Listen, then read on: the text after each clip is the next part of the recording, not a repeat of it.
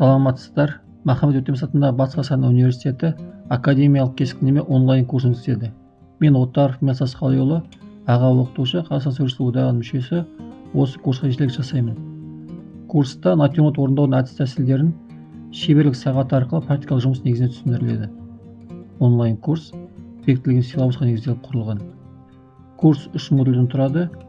Әр модуль тапсырмасы 5 аптаға арналған. Практикалық тапсырмамен қатар студенттің оқытушымен және өзіндік жұмыстарды силабуста көрсетіледі. Курста натюрморт орындау негізгі заңдылықтарын практикалық жұмыстар орындау арқылы танысасыздар.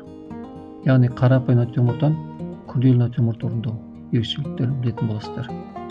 Академиялық кескіндеме курсы студенттердің реалистік бағытта жұмыстану және шеберлік қабілетін жетілдіруге бағытталған.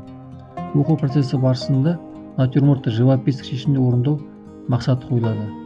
Сонымен қатар композициялық шешімдер, кескіндеме техникалары, форма мен пластика заңдылықтарын игеретін боласыздар.